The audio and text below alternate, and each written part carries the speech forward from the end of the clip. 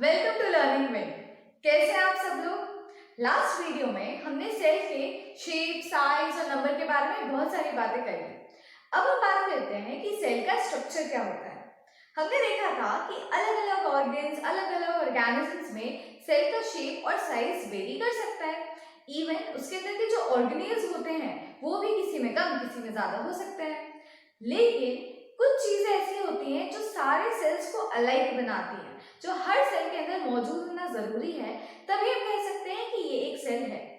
वो तीन चीजें हैं, cell membrane, nucleus and cytoplasm. हर एक सेल में ये तीन चीजें तो होंगी ही। इनमें से दूसरे कुछ ऑर्गेनेल्स हो सकते हैं जो प्रेजेंट या एब्सेंट हो, लेकिन अगर ये तीनों चीजें प्रेजेंट हैं तो आप बोल सकते हो कि हाँ, ये जो स्ट्रक्चर आपको दिख रहा है ये स्ट्रक्चर है एक सेल। आज की वीडियो में हम अपना फोकस रखेंगे सेल मेम्ब्रेन के ऊपर और हम सेल मेम्ब्रेन से रिलेटेड सारी चीजों को डिस्कस करेंगे। तो चलिए स्टार्ट करते हैं। सबसे पहले सेल मेम्ब्रेन कहाँ होती है और कैसी होती है। तो हर एक सेल, चाहे वो एक एनिमल का सेल हो, चाहे वो एक माइक्रो ऑर्गेनिज्म का सेल हो, चाहे प्लांट सेल हो, उसमें सेल मेम्ब्रेन या आपको प्लाज्मा मेम्ब्रेन प्रेजेंट होती है। ये बहुत ही थिन होती है, अराउंड 7 नैनोमीटर या फिर 70 एंगस्ट्रॉम के आसपास की होती है। बहुत थिन, डेलिकेट, इलास्टिक होती है, विच यू कैन स्ट्रेच। खैर हम इसे देख नहीं सकते तो हम इसे खींच नहीं सकते, बट स्टिल अगर आप इसकी प्रॉपर्टीज देखोगे तो this is elastic in nature, मतलब ये अपना साइज को चेंज कर सकती है। ठीक है, ये देखा कि ये प्रेजेंट कहाँ होती है। अब अगर हम इसके स्ट्रक्चर की बात करें तो 1972 में सिंगर और निकोलसन करके दो साइंटिस्ट थे। उन्होंने बताया कि ये जो प्लाज्मा मेम्ब्रेन है या सेल मेम्ब्रेन है, इसका एक्चुअली में स्ट्रक्चर कैसा होता है। उन्होंने बताया कि फॉस्फोलिपिड्स की दो लेयर्स होती हैं।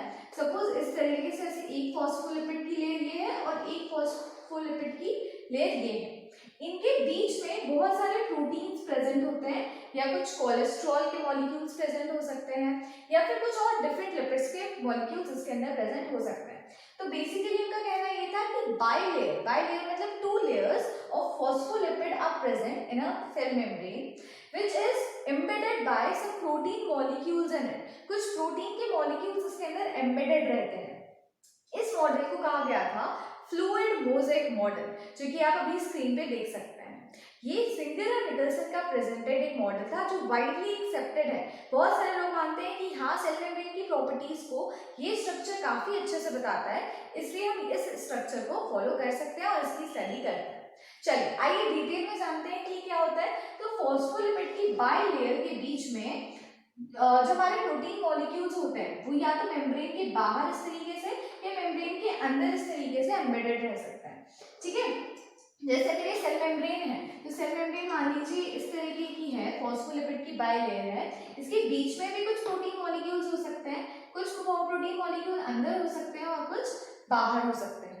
तो जो प्रोटीन मॉलिक्यूल्स सेल मेम्ब्रेन के अंदर एम्बेडेड रहते हैं, जो अंदर है, इन्हें हम बोलते हैं इंट्रिंसिक प्रोटीन्स। इंट्रिंसिक प्रोटीन्स क्योंकि ये सेल मेम्ब्रेन के अंदर होते हैं, और जो सेल मेम्ब्रेन के बाउंड्री में होते हैं, चाहे वो सेल के अंदर हो चाहे वो सेल के बाहर हो, इनको हम क्या बोलते हैं, एक्सट्रिंसिक प्रोटीन्स, क्योंकि ये बाहर की साइड में होते हैं इसलिए इनको बोलते हैं एक्सट्रिंसिक प्रोटीन्स। ठीक है ना।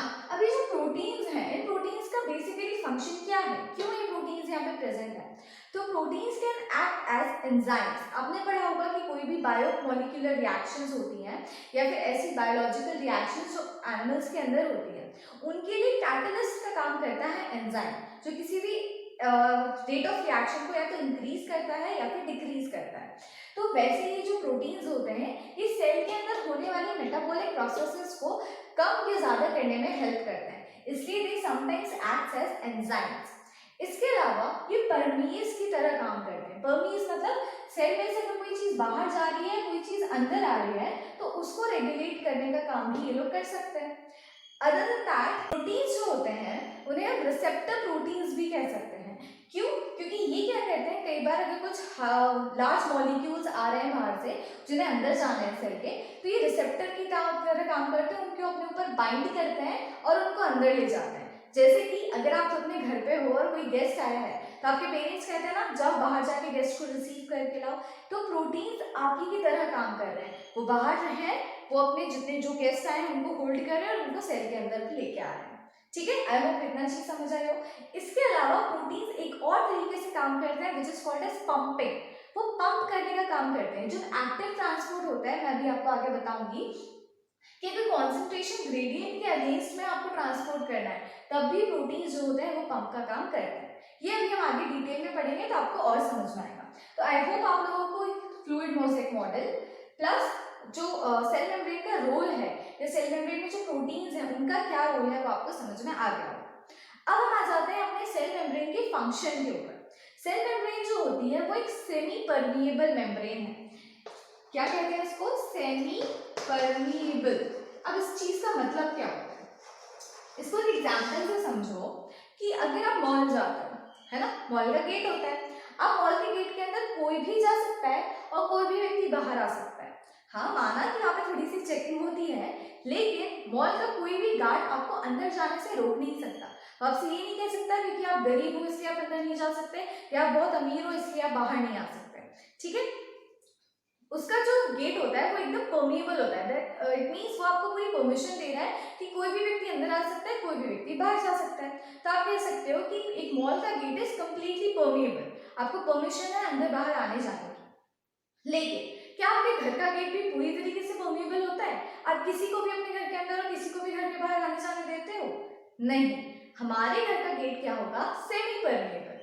क्यों? क्योंकि कुछ लोग ही होते हैं जो अंदर आ सकते हैं, कुछ लोग ही होते हैं जो घर से बाहर जा सकते हैं। जो आपके जान पहचान के होंगे आप सिर्फ उन्हीं को अलाउ करोगे। कोई कोरियर बॉय आया है या ऐसा कोई व्यक्ति है जिसको आप नहीं जानते हो तो आप उसे अंदर नहीं बुलाओगे। सिमिलरली अगर कोई आपका बहुत परिचित व्यक्ति अंदर आ चुका है और आपका मन नहीं है उसे बाहर जाने देने का, तो आप उसको रोके रखोगे कि नहीं आप बाहर मत जाओ, बाहर मत जाओ, घर पे ही रहो, है ना। तो ऐसे ही हमारे घर का जो गेट होता है उसे हम कह सकते हैं सेमी परमिएबल, क्योंकि कुछ ही लोग अलाउड है बाहर जाने के लिए और कुछ ही लोग है बाहर से अंदर आने के लिए अलाउड है।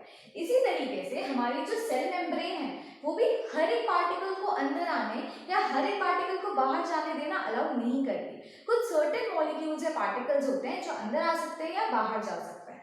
इसलिए हमारी जो सेल मेम्ब्रेन होती है उसे हम कहते हैं सेमी। सेमी मतलब हाफ, आधा, आधा परमिएबल है। कुछ ऐसा नहीं कि एकदम रिजिड है, एकदम पैक्ड है, जैसे दीवार पैक्ड होती है, दीवार के आर पार नहीं आ जा सकते, लेकिन आप दरवाजे से आना जाना कर सकते हो। तो ये सेमी परमिएबल है, आपको कुछ पार्टिकल्स अंदर आना और कुछ पार्टिकल्स बाहर जाना अलाउ करती है।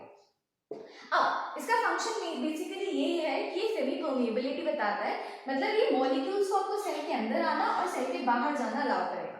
बेसिक फंक्शन इसका यही है। लेकिन अब अंदर कोई चीज आ रही है, जा रही है, वो डिपेंड करता है कि वो किस प्रोसेस के थ्रू आ रही है। तो अब हम बात करते हैं हमारे फर्स्ट मोड ऑफ ट्रांसपोर्टेशन की, विच इज डिफ्यूजन। डिफ्यूजन आज से पहले भी आपने कभी सुना होगा, है ना। चलिए डिफ्यूजन के लिए अपन एक एग्जांपल लेते हैं कि मान लीजिए आपके पास एक ग्लास का बीकर है, इसमें आपने थोड़ा सा पानी भरा है और आपने क्या किया, एक ड्रॉप इंक की इसके ऊपर गिरा है। तो क्या होगा, ड्रॉप तो इंक की यहाँ पे गिरी है, बट थोड़े टाइम के बाद में आप देखोगे कि जो इंक के पार्टिकल्स हैं वो पूरी तरीके से पानी में डिस्ट्रीब्यूट हो गए और पूरे पानी को ब्लू ब्लू ब्लू ब्लू कर दिया। होता है ना ऐसा। तो ये क्यों हुआ? क्योंकि आप देखोगे कि इंक के जो पार्टिकल्स हैं वो सोल्यूट पार्टिकल्स आप कंसीडर कर सकते हो। तो यहाँ पे सोल्यूट का कॉन्सेंट्रेशन बहुत ज्यादा है, इनके पार्टिकल्स यहाँ बहुत सारे हैं, है ना। तो हाई, और यहाँ पे क्या है, लोअर कॉन्सेंट्रेशन है, यहाँ पे इनके पार्टिकल्स नहीं है, मतलब यहाँ कंसेंट्रेशन कम है। तो हाइयर कॉन्सेंट्रेशन से सोल्यूट पार्टिकल्स जब लोअर कॉन्सेंट्रेशन की तरफ मूव करते हैं तब तक मूव करते हैं जब तक वो पूरी तरीके से अपने आप को इक्वली डिस्ट्रीब्यूट ना कर लें। इस प्रोसेस को ही हम कहते हैं डिफ्यूजन। अब ये डिफ्यूजन हमारे सेल्स में कैसे होता है? तो सपोज करिए कि मेरा सेल है और सेल के बाहर ऑक्सीजन बहुत सारी है, एटमॉस्फेयर में ऑक्सीजन बहुत सारी है, लेकिन इस सेल के अंदर क्योंकि ऑक्सीजन कंज्यूम हो चुकी है तो ऑक्सीजन की डेफिशिएंसी है। मतलब ऑक्सीजन यहाँ पे हाई कॉन्सेंट्रेशन में है और यहाँ पे बहुत लोअर कॉन्सेंट्रेशन में है। तो क्या होगा, क्योंकि ऑक्सीजन का पार्टिकल बहुत स्मॉल होता है, तो आप क्या करोगे, ये जो सेल मेम्ब्रेन है, इस सेल मेम्ब्रेन के मैंने बताया फॉस्फोलिपिड और प्रोटीन की लेयर्स होती हैं, बट इनके बीच में भी ना कुछ स्पेसेस होते हैं, कुछ गैप्स होते हैं। उन गैप्स में की हेल्प से या उन गैप्स की मदद से हाइयर कॉन्सेंट्रेशन से हमारा जो ऑक्सीजन मॉलिक्यूल है वो लोअर कॉन्सेंट्रेशन मतलब सेल के अंदर मूव कर जाएगा। सिमिलरली हमारे सेल में अगर रेस्पिरेशन की प्रोसेस हो गई है तो यहाँ पे कॉन्सेंट्रेशन CO2 का बहुत ज्यादा है और एटमॉस्फेयर में CO2 का जो कॉन्सेंट्रेशन है वो बहुत कम है। तो क्या होगा, इन्हीं पार्टिकल से, क्योंकि CO2 भी बहुत छोटा होता है, तो फॉस्फोलिपिड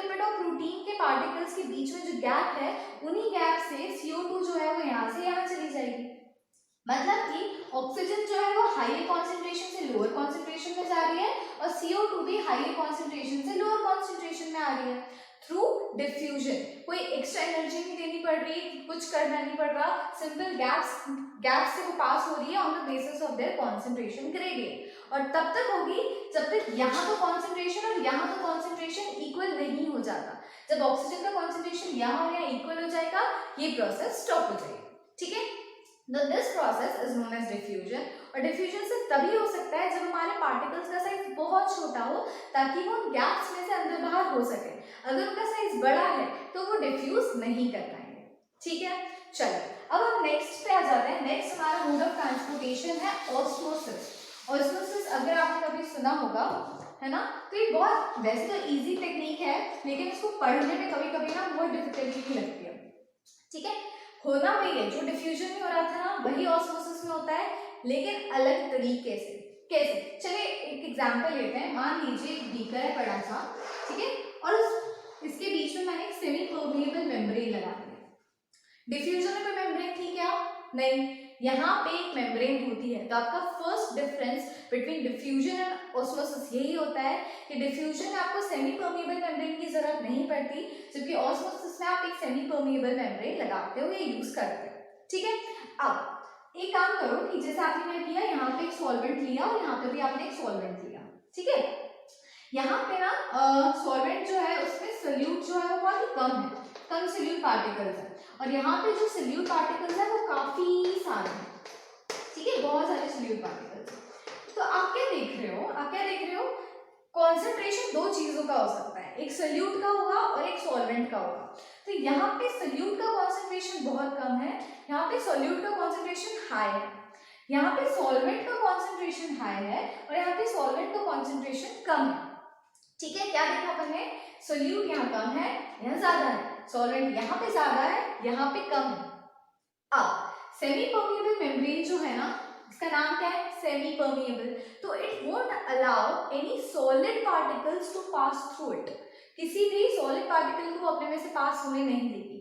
ओनली लिक्विड पार्टिकल्स, या हम कह सकते हैं जो सॉल्वेंट पार्टिकल्स होते हैं, सिर्फ वही सेमी परमिएबल मेम्ब्रेन से पास हो सकते हैं। सेकेंड डिफरेंस बिटवीन डिफ्यूजन और ऑस्मोसिस। ऑस्मोसिस में क्या हो रहा था? सोल्यूट पार्टिकल डिस्ट्रीब्यूट हो रहे थे, बट इसमें क्या होगा? सॉल्वेंट पार्टिकल्स डिस्ट्रीब्यूट होते हैं। तो ये सेकेंड डिफरेंस हो गया। अब हमेशा हमेशा पता है कि क्या होता है, हायर कॉन्सेंट्रेशन से कोई चीज लोअर कॉन्सेंट्रेशन में ही ट्रैवल करती है। मेरे पास कोई चीज ज्यादा होगी तभी तो मैं आपको दे पाऊंगी, मेरे पास कोई चीज खुद ही कम है तो मैं आपको कैसे दूंगी? सेम चीज यहाँ होगी, मूवमेंट होगा हायर कॉन्सेंट्रेशन से लोअर कॉन्सेंट्रेशन की तरफ। किसका होगा? सॉल्वेंट का। तो solvent from a region of higher concentration of solvent, यहाँ पे सोल्यूट का कॉन्सेंट्रेशन कम है ना, तो आप ये कह सकते हो कि movement of solvent from lower concentration of solute. Solute का लोअर कॉन्सेंट्रेशन है लेकिन सॉल्वेंट का हायर कॉन्सेंट्रेशन है। तो आपकी डेफिनेशन दो तरीके से बन सकती है, मैं दोनों से बता रही हूँ। पहली डेफिनेशन क्या होगी? Movement of solvent particle. Solvent particles यहाँ से हम मूव करेंगे through the semi permeable membrane, है ना, इस तरीके से पास होंगे। तो फर्स्ट डेफिनेशन क्या हुई? movement of solvent particles from a region of higher concentration of solvent to lower concentration of solvent till equilibrium is reached. Equilibrium का मतलब कि यहाँ पे सॉल्वेंट का कॉन्सेंट्रेशन और यहाँ पे सॉल्वेंट का कॉन्सेंट्रेशन जब तक इक्वल नहीं हो जाएगा तब तक ये कंटिन्यूसली मूव करता रहेगा। जब कॉन्सेंट्रेशन सेम हो जाएगा तो ये मूवमेंट स्टॉप हो जाएगा। दूसरी डेफिनेशन क्या हुई? मूवमेंट ऑफ सॉल्वेंट पार्टिकल्स, अभी भी सॉल्वेंट मूव हो रहे हैं, but from a region of lower concentration of solute. पिछली बार क्या था? हायर कॉन्सेंट्रेशन ऑफ सॉल्वेंट था, अब lower concentration of solute to a region of higher concentration of solute. यहाँ पे सोल्यूट ज्यादा है तो लोअर कॉन्सेंट्रेशन ऑफ सोल्यूट से हायर कॉन्सेंट्रेशन ऑफ सोल्यूट की तरफ मूव कर रहा है टिल इक्विलिब्रियम इज रीच्ड। एक चीज और मैं भूल गई, आपको याद रखना है, through a semi permeable membrane. जब भी आप ऑस्मोसिस की डेफिनेशन लिखोगे तो आप क्या लिखोगे? Movement of solvent particles from a region of lower concentration of solute to a region of higher concentration of solute through a semi permeable membrane till equilibrium is reached. और इसके अलावा क्या लिख सकते हो? movement of solvent particles from a region of higher concentration of solvent to a region of lower concentration of solvent through a semi-permeable membrane till equilibrium is reached. ठीक है, दो डेफिनेशन है, एक definition on the basis of concentration of solvent है और दूसरी definition on the basis of concentration of solute है। दोनों डेफिनेशन सही है, दोनों का आपको पता होना चाहिए कि मूवमेंट किस चीज का हो रहा है, कहाँ से हो रहा है, कब तक होगा। ठीक है, तो ये होता है हमारा ऑस्मोसिस। अब ऑस्मोसिस सेल के अंदर कैसे होगा, तो आपने फिनोमेनन देख लिया, सेल के अंदर ऑस्मोसिस कैसे होगा। सपोज ये दो सेल्स है मेरे पास में, ठीक है, यहाँ पे ये सेमी परमेबल मेम्ब्रेन है, ठीक है, हमारी प्लाज्मा मेम्ब्रेन है। तो क्या होगा, मान लीजिए कि इस सेल के अंदर मान लीजिए वाटर मॉलिक्यूल्स हैं, वो क्योंकि सॉल्वेंट होता है, तो वाटर मॉलिक्यूल्स यहाँ से यहाँ ट्रैवल करेंगे क्योंकि वो हाइयर कॉन्सेंट्रेशन में है।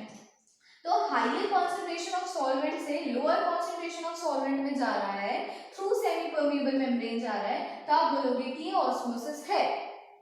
ये क्या करते हैं, क्रॉस करके चला जाता है। डिफ्यूजन में क्या हो रहा था, गैप्स से जा रहा था, कोई भी मॉलिक्यूल था वो गैप बना रहा था, उस गैप में से जा रहा था। बट ऑस्मोसिस में पूरा का पूरा पास होते हुए जाता है, मतलब ये दीवार है, मैं दीवार से आर पार हो जाऊँ मान लो, ऐसा जैसे पानी को अगर आप डाल दो तो पानी आर पार चला जाता है ना किसी चीज से, इसी तरीके से सॉल्वेंट जो होते हैं वो प्लाज्मा मेम्ब्रेन से पूरे के पूरे आर पार हो जाता है। इसको आप बोल सकते हो कि दिस इज ऑस्मोसिस। ओके, ना थर्ड जो हमारा पार्ट है, थर्ड टाइप ऑफ ट्रांसपोर्टेशन है, वो होता है मीडिएटेड ट्रांसपोर्ट। मीडिएटेड मतलब you need the help, mediation, mediator चाहिए आपको कोई भी काम करने के लिए, है ना। मीडिएटेड ट्रांसपोर्ट, आप खुद से कोई काम नहीं कर पा रहे हो, when you need somebody's help, एक मीडिएटर चाहिए कोई भी काम करवाने के लिए, तो आप बोलते हो कि मीडिएटेड ट्रांसपोर्ट होता है। मीडिएटेड ट्रांसपोर्ट क्या होगा, बेसिकली मैंने आपको बताया था प्रोटीन्स जो होते हैं हमारे सेल में, सेल मेम्ब्रेन के अंदर मैंने बताया था प्रोटीन्स होते हैं, यही प्रोटीन्स जो होते हैं वो आपकी हेल्प करते हैं कि आप किसी भी पार्टिकल को, अगर कोई लार्ज मॉलिक्यूल है जो गैप से नहीं जा सकता या डिफ्यूजन या ऑस्मोसिस से नहीं जा सकता, तो प्रोटीन्स उसकी हेल्प करते हैं कि वो अंदर बाहर कर सके। ठीक है, तो होता क्या है, बेसिकली दो तरीके का मीडिएटेड ट्रांसपोर्ट होता है, एक होता है फैसिलिटेटेड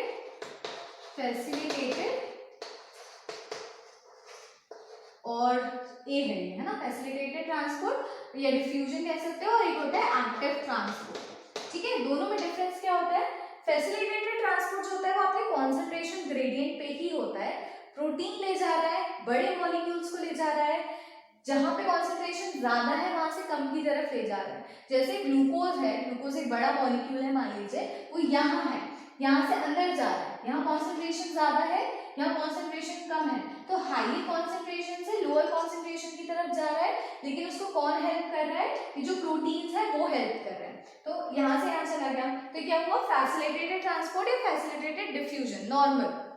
लेकिन अगर मान लीजिए मैं उल्टा करूँ, कहीं पे नॉर्मली हम पढ़ चुके हैं कि क्या हो रहा है, हाइयर से लोअर ही जा रहा है, हाइयर से लोअर जा रहा है, पर अगर मैं किसी चीज को लोअर से हाइयर की तरफ भेजने की कोशिश करूँ, कम पैसे मेरे पास, फिर भी मैं आपको दे दूँ, आपके पास ज्यादा है मुझसे, फिर भी मैं अपने कम पैसे भी आपको दे दूँ, तो मैं क्या कर रही हूँ, बहुत एनर्जी लगाना पड़ रहा है मुझे, बहुत मन मारना पड़ रहा है, बहुत मुश्किल से मैं आपको पैसे दे पा रही हूँ, तो मैं एक्स्ट्रा एनर्जी लगानी पड़ रही है, एफर्ट लगाना पड़ रहा है। यहाँ पे भी यही होगा, क्या होगा, क्योंकि आप लोअर कॉन्सेंट्रेशन से कोई चीज अगर हाइयर में भेज रहे हो तो आपको एक्स्ट्रा एनर्जी सप्लाई करनी पड़ेगी। जब आप एनर्जी देते हो तभी आप कहते हो कि आप एक्टिव ट्रांसपोर्ट कर रहे हो। तो फैसिलिटेटेड ट्रांसपोर्ट भी प्रोटीन करते हैं, एक्टिव ट्रांसपोर्ट भी प्रोटीन्स करवाते हैं।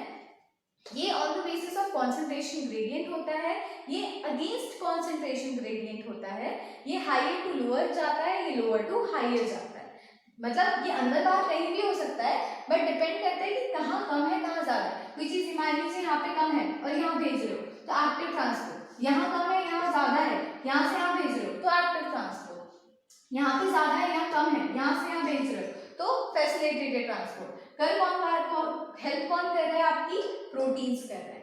ठीक है, this was the mediated transport. अच्छा, एक्टिव ट्रांसपोर्ट अगर आपको समझ नहीं आया कि इसकी जरूरत क्यों है, कहीं पे कोई चीज अवेलेबल नहीं है तो वहां पे आपको दी जाएगी, जबकि वहां नहीं है तो आप दूसरी तरफ क्यों भेजोगे, तो उसका एक बहुत अच्छा एग्जांपल है, आपने अगर सोडियम और पोटेशियम पंप पढ़ा होगा, या आपके जो ब्रेन सेल्स हैं जब वो काम करते हैं, सिग्नल्स भेजते हैं, तो वहाँ पे सोडियम और पोटेशियम बहुत इंपॉर्टेंट रोल प्ले करता है। तो बेसिकली होता क्या है कि आपको सेल के अंदर पोटेशियम का जो कॉन्सेंट्रेशन है वो आपका 20 to 50 टाइम्स होना चाहिए बाहर से, मतलब बाहर अगर आपका मान लीजिए 1 कॉन्सेंट्रेशन है तो अंदर आपका 20 to 50 कॉन्सेंट्रेशन होना चाहिए, इतने टाइम ज्यादा होना चाहिए पोटेशियम का बाहर से अंदर की तरफ। तो अगर यहाँ कॉन्सेंट्रेशन ज्यादा है या कम है तो डेफिनेटली क्या होगा, ये बाहर जाने की कोशिश करेगा, बट उसको बाहर जाने से रोकना है, नहीं जाने देना। अगर वो चला गया तो आपका मैकेनिज्म अच्छे से नहीं हो पाएगा, तो उसको प्रिवेंट करने का काम भी आपके प्रोटीन्स करते हैं। सिमिलरली सोडियम का कॉन्सेंट्रेशन बाहर की साइड में ज्यादा होता है, अंदर की साइड में कम होता है। लेकिन अगर मूवमेंट हायर टू लोअर होना होता तो क्या होता, सोडियम बाहर से अंदर की तरफ जाने की कोशिश करता, लेकिन उसे नहीं जाने देना है वरना काम अच्छे से नहीं हो पाएगा। तो वो इसको भी प्रिवेंट करते हैं कि नहीं, सोडियम तुम बाहर हो तो तुम बाहर ही रहो, पोटेशियम अंदर है तो अंदर ही रहेगा, भले इनके कॉन्सेंट्रेशन ज्यादा है तो भी वो कम कॉन्सेंट्रेशन की तरफ जाना अलाउ नहीं करता। ठीक है, आई होप आपको एक्टिव और फैसिलिटेटेड ट्रांसपोर्ट समझ में आ गया। अब अपन अपने फोर्थ टाइप के ट्रांसपोर्ट की बात करते हैं, विच इज एंडोसाइटोसिस, है ना। क्या है ये, एंडोसाइटोसिस। इसके नाम से समझ में आ रहा है, एंडो मतलब अंदर, कोई फूड पार्टिकल आपका अगर बाहर से सेल के अंदर जा रहा है तो आप उसे बोलोगे एंडो, और साइटोसिस है इसका मतलब सेल के अंदर जा रहा है और कहीं अंदर नहीं जा रहा, घर के अंदर नहीं आ रहा है, कहाँ आ रहा है, सेल के अंदर जा रहा है, इसलिए आप इसे बोलोगे एंडोसाइटोसिस। अब आप बोलोगे हमने इतनी सारी प्रोसेसेस पढ़ी, सब में तो ये हो रहा था, बाहर से चीज अंदर जा रही थी, बाहर से चीज अंदर जा रही थी, लेकिन एंडोसाइटोसिस बाकी के प्रोसेसेस से कैसे अलग है। तो एंडोसाइटोसिस का एक अलग सा मैकेनिज्म होता है। मैकेनिज्म ऐसा कि आपने अमीबा पढ़ा होगा, याद है आपको, अमीबा पढ़ा था तो आपने देखा होगा कि अमीबा का खाना किस तरीके से होता है, वो किस तरीके से खाता है। तो अगर इसके पास यहाँ पे एक फूड पार्टिकल, अगर वो उसको लगता है कि यहाँ पे कोई एक फूड पार्टिकल है, तो क्या करता है, अपनी ये जो सेल मेम्ब्रेन है इसको इसके पास ले जाता है और इस तरीके का ऐसा कप लाइक स्ट्रक्चर बना देता है। सेल का कोई डिसाइडेड शेप तो होता नहीं है कि इसको इसी शेप में रहना है, it can change its shape. तो क्या करता है, इसे फूड पार्टिकल के पास में से कप लाइक स्ट्रक्चर बनाता है, फिर क्या इसको बोलते हैं स्यूडोपोडिया, आप लोगों ने पढ़ा होगा, this structure is known as pseudopodia. फिर वो क्या करता है, इसके आसपास पूरा इस तरीके से कवर कर लेता है, ठीक है, इस तरीके से पूरा ऐसे इसको कवर कर लेता है, कवर करके इसको एंगल्फ कर लेता है, अपने अंदर ले लेता है। फिर क्या होता है, यहाँ पे कुछ ऐसे वैक्यूल्स होते हैं, वो उस वैक्यूल के अंदर ये चला जाता है और इस तरीके का वैक्यूल के अंदर ऐसे ये फंस जाता है, ठीक है, फूड पार्टिकल। अब आता है लाइसोसोम। लाइसोसोम का काम क्या होता है, डाइजेशन करने का। तो वो क्या करते हैं, लाइसोसोम होता है, ये अपने डाइजेस्टिव जूसेस अंदर सीक्रेट कर देता है और जो भी आपका फूड पार्टिकल है वो पूरा डाइजेस्ट हो जाता है। तो ये जो प्रोसेस है जिसमें आपका जो फूड पार्टिकल है वो बाहर है और आपका सेल जो इस तरीके का स्ट्रक्चर बना रहा है, कप लाइक स्ट्रक्चर बना रहा है, वैक्यूल में उसको एम्बेड कर रहा है और फिर डाइजेस्टिव जूसेस आ रहे हैं और उसको डाइजेस्ट कर रहे हैं। तो ये जो प्रोसेस है इसको बोलते हैं एंडोसाइटोसिस, क्योंकि सेल के अंदर कोई चीज जा रही है, बड़ा सा कोई फूड पार्टिकल है जो अंदर जा रहा है, इसलिए आप बोलते हो उसे एंडोसाइटोसिस। अच्छा, एंडोसाइटोसिस ना बेसिकली 3 टाइप का भी हो सकता है। पहला होता है फेगोसाइटोसिस। अगर आपका ये जो फूड पार्टिकल है ये कोई खाने की चीज है, कोई सॉलिड पार्टिकल है, तो आप इसे बोलोगे कि दिस इज फेगोसाइटोसिस। इसी की जगह अगर आपका कोई लिक्विड पार्टिकल होता तो आप इसे बोलते हैं पोटोसाइटोसिस। पोटो मतलब सेल ड्रिंकिंग होती है कि सेल जो आपका है वो अगर खा रहा है तो फेगोसाइटोसिस, सेल आपका ड्रिंक कर रहा है दैट इज पोटोसाइटोसिस। और फिर थर्ड होता है आपका रिसेप्टर मीडिएटेड ट्रांसपोर्ट। तो इसमें भी ये होगा कि आपके सेल मेम्ब्रेन के ऊपर कुछ रिसेप्टर्स होंगे, जैसे प्रोटीन्स या ऐसे कुछ रिसेप्टर्स हो सकते हैं, वो आपके इस पार्टिकल को अपने ऊपर ट्रैप करेंगे और फिर वो उसको अंदर ले जाएंगे। जैसा आपने मीडिएटेड ट्रांसपोर्ट में पढ़ा था कि प्रोटीन उसको अपने पास में लेगा और उसको अंदर ले जाएगा, सिमिलरली यहाँ पे एम्बेडेड होता है ये प्रोटीन्स इस फूड पार्टिकल को अपने ऊपर ऐसे अटैच कर लेंगे और इसको सेल के अंदर ले जाएंगे। तो 3 तरीके की चीजें हो सकती है, सेल ईटिंग हो सकती है which is phagocytosis, cell drinking हो सकती है विच इज फोटोसाइटोसिस, और इस तरीके से रिसेप्टर मीडिएटेड ट्रांसपोर्ट भी हो सकता है, ठीक है। तो ये था हमारा एंडोसाइटोसिस। अब लास्ट पार्ट है हमारा जिसे हम कहेंगे एक्सोसाइटोसिस। सेम है पूरा बट चेंज क्या हो रहा है, एक्सो टर्म यहाँ पे इंट्रोड्यूस हो रही है, EXO। एंडो मैंने बताया क्या होता है, इनसाइड। एक्सो मतलब क्या होगा, आउटसाइड। मतलब अगर सेल से कोई चीज बाहर जा रही है विद द सेम फिनोमेनन, जैसे एंडोसाइटोसिस में हो रहा था ना कि वैक्यूल बन रहा था, फिर वैक्यूल से वो अंदर आ रहा था, फिर लाइसोसोम उस पे सीक्रेट हो रहे थे, सेम इसी तरीके का प्रोसीजर सेल के अंदर होता है। बस डिफरेंस क्या होता है कि सेल में, अच्छा पहले ये बताओ कि कौन सी चीज अंदर जाएगी, कौन सी चीज बाहर आएगी। जो सेल के लिए यूजफुल है वो चीज सेल के अंदर आएगी, बट जो चीज सेल के लिए यूजफुल नहीं है वो सेल से बाहर जाएगी। तो एक्सोसाइटोसिस में बेसिकली क्या होता है, जितने एंजाइम्स, प्रोटीन्स या वेस्ट मटेरियल आपके सेल के अंदर सिंथेसाइज हुआ है वो सेल से बाहर जाता है इन दिस प्रोसेस। एक्सो मतलब बाहर जाना, तो सेल से बाहर जा रहा है। बाहर कौन जा रहा है, वेस्ट मटेरियल या ऐसी चीजें जो आपके लिए यूजफुल नहीं है।